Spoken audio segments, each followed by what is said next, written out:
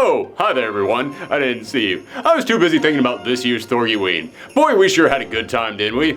Except for all the pain and torture and misery and being locked in that creepy guy's basement. So after some careful consideration, I've decided we're not going to do that anymore. Thorgiween is over, and I'm going to be spending the rest of October up here in this peaceful mountain resort, where I'm going to curl up by the fire, read a good book, drink some cocoa, and even hit the slopes. So, I want to thank everyone who tuned in to support another year of Thorgiween, but the rest of the month is canceled. And if you need me, I've got a date with a ski lift. Bye everyone! What are you doing? Escaping into fantasy to try and make the best of a bad situation. Well, cut it out. This isn't supposed to be fun. Don't worry, I'm pretty sure the comment section is going to agree with you. So, what's up? You got another challenge for me? Well, not if you're going to have that attitude. Oh my god! Alright. Aaron Bishop, you have taken Halloween, a time of the year that has brought you so much joy in the past, and transformed it into nothing more than work, into another tool you can use to try and build your channel. Your desperation to chase trends has left you poisoned and sick, so you must now test your love for Halloween. See if your passion for horror can survive when it has devolved into pure YouTube clickbait. We'll see if you still love this season when you've sacrificed it all for those precious views. And we'll see if it was worth it when you've turned your audience against you. Today, you will do a horror unpopular opinions video. Really? I mean, you're punishing me for turning my love of horror into YouTube material. I get that, but unpopular opinion videos? Didn't that trend die down like years ago? Actually, there's a surprisingly large number of people still doing it, especially for horror films. It's kind of a popular topic. Really? Huh. I'm following the wrong channels. Huh? Okay, fine. You think that my love for Halloween and horror can't survive me ranting and raving about for clicks? You think that my audience is going to turn against me when they find out that I disagree with all of them? You're probably right! But this place is starting to smell, and I'd like out of here. So here are my unpopular opinions, horror edition. Running zombies make total sense. Among zombie fans, there's a big argument going back and forth about whether or not zombies can be slow moving or fast moving or both. And I understand why some people aren't fans of running zombies. I mean, a zombie is a decaying body that came back to life. Yes, if you've been sitting in the dirt and bugs have been eating you, then when you get reanimated, you probably won't be able to move all that fast. However, you're forgetting the other big rule about zombies, which is that if you get bitten by a zombie, you become one. So if I, or like a healthy athletic person, got bit by a zombie, we would turn into one, and our flesh isn't rotting, our bones aren't decaying, so if we were consumed by just the need to feed, yes, we would be able to run. That just makes sense. Speaking of zombies, the zombie apocalypse would not be the end of the world. One thing that drives me nuts about zombie movies that are years into the zombie apocalypse, or shows like The Walking Dead that go on for years and years, is that if the zombie apocalypse actually happened, you wouldn't have a story that goes on for years and years. Let's go worst case scenario on this one.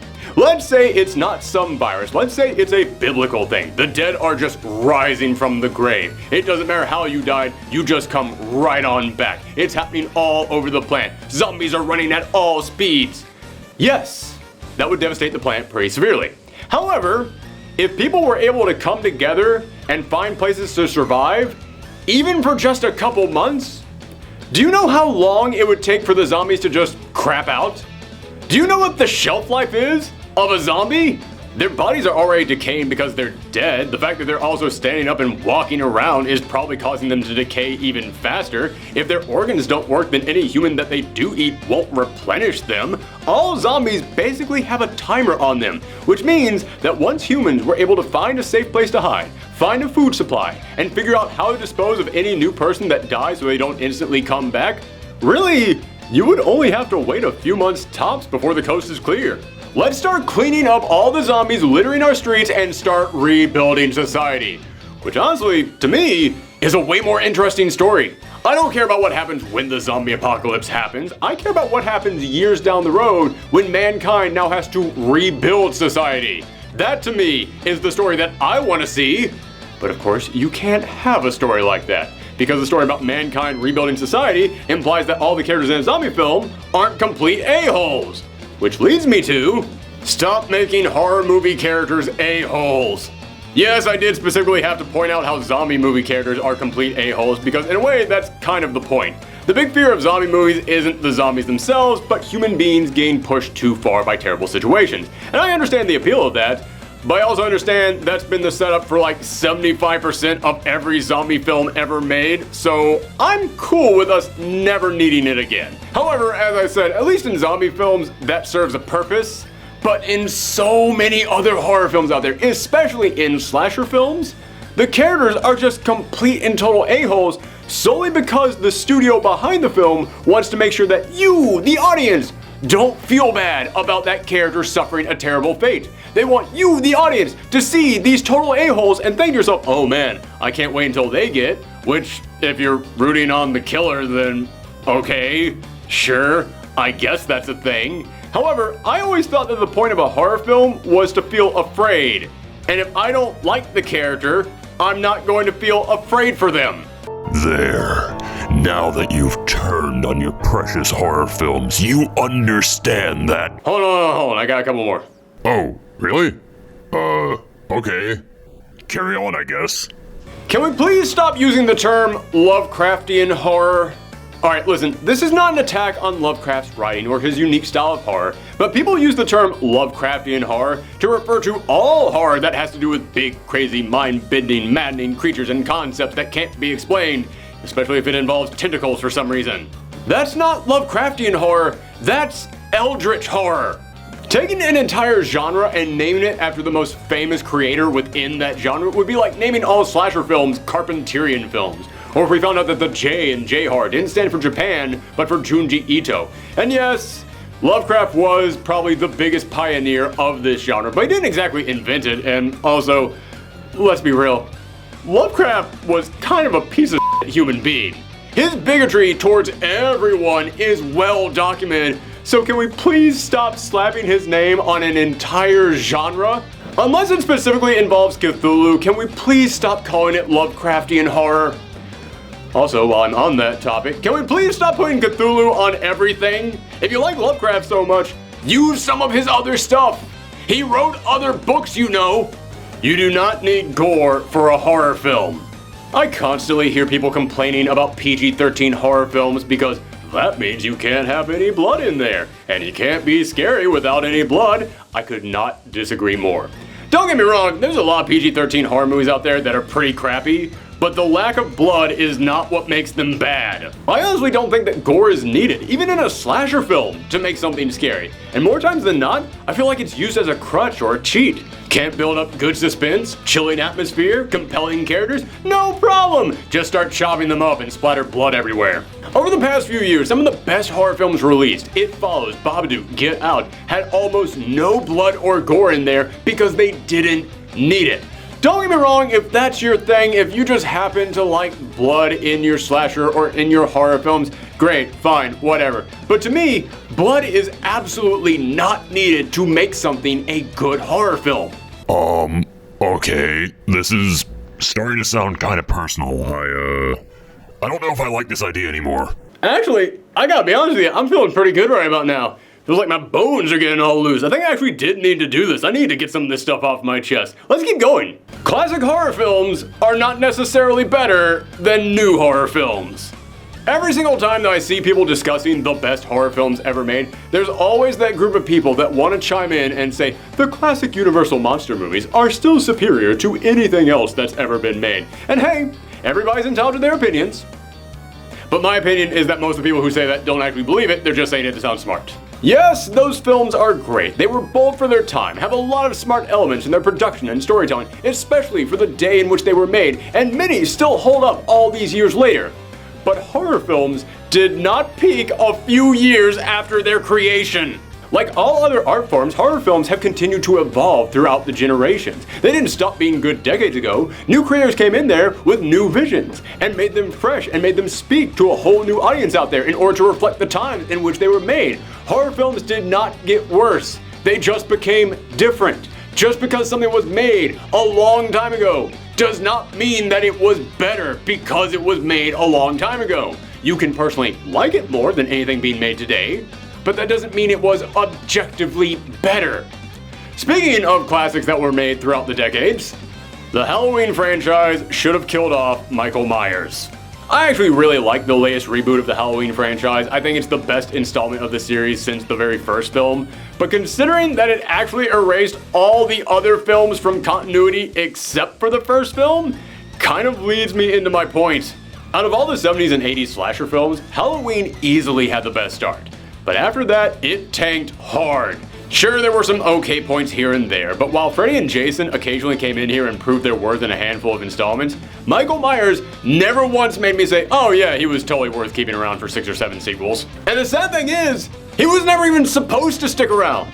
The Halloween films were supposed to be an anthology series, where every single year a brand new one would come out at Halloween. Basically, October rolls around, you know there's a new Halloween film on the way with brand new characters and brand new scares, but the first film did so well that the producer said, well, you can't just get rid of this Michael Myers guy, so they agreed to do one more film starring Michael Myers. Then when the third film came around, they decided to return to the anthology series with Season of the Witch. That film didn't do all that well at the box office, so they decided to scrap the anthology idea and return to Michael Myers. And what launched was a series of terrible sequels, each of which almost did the exact same business at the box office as Season of the Witch. So you got rid of a really cool anthology idea for really no reason. So now we're stuck with a guy who was never meant to stick around, and we're so desperate to keep him around that we've rebooted this timeline more times than the Legend of Zelda franchise. But at least the last one was actually a good finale. I have to say, the 2018 Halloween was, in my opinion, not only the best follow-up to the original Halloween, but was actually a good way to send all of this off, and it was worth returning to. So why, in God's name, are they giving it 2 sequels? Halloween franchise, you have a problem! Wow, that, went on for way longer than I expected. That was something else. Yeah, but it felt good. I think I needed that. Sure, so, I don't know, did you learn something, or? Yeah, I guess I learned that making YouTube clickbait videos actually can be fun. No, I meant about Halloween. Oh, right, that. Well, I guess I learned that it is possible to have problems with horror. It is popular to be upset with something in the horror genre. That doesn't mean that you can't still have fun with the horror genre. Just because you have unpopular opinions, just because you don't agree with everyone else out there about something within a genre, doesn't mean that you don't still love it. You know what? Sure, whatever. Great, well, thanks for tuning in, everyone, and wait, hold on, I got one more unpopular opinion. Okay, fine. One more. Cool. The Saw franchise is not a horror franchise.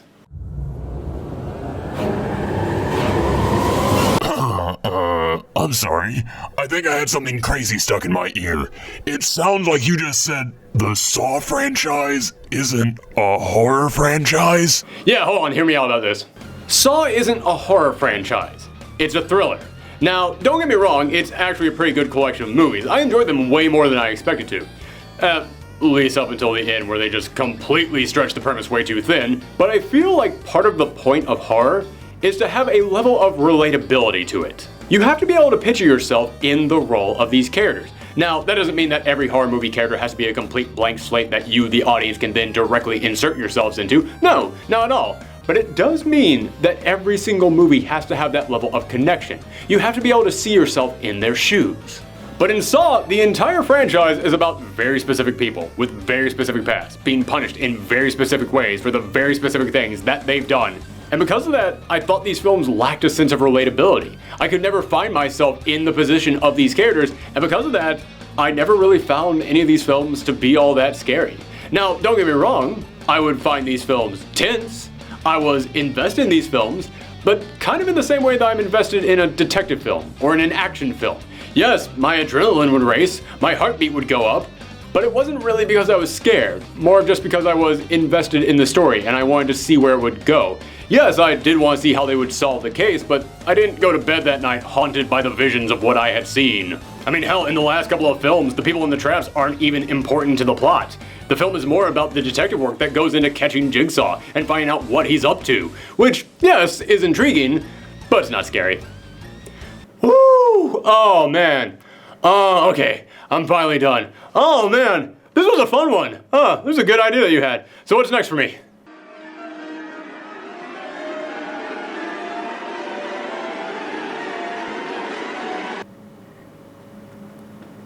Hello? Are the speakers broken in here?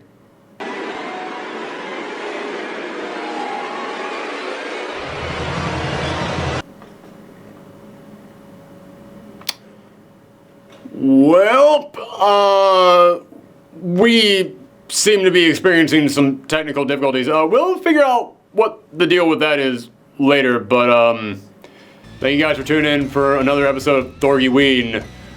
We'll be back next week. I really hope so.